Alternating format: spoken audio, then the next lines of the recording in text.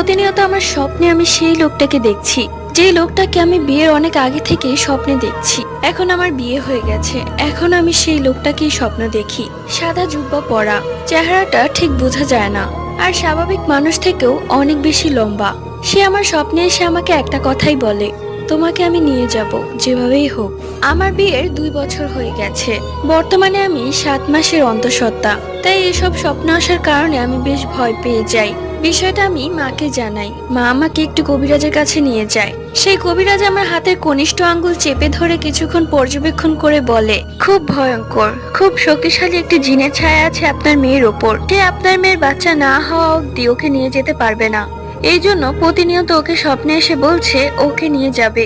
এই কথা শুনে মা এবং আমি দুজনেই অবাক হয়ে যাই। এরপর সেই কবিরাজ আমাকে একটি তাবিজ দেয়, বলে এটা সারা জীবন আমার গায়ে রাখতে, তাহলে সেই জিনটা আমার ক্ষতি করতে পারবে না।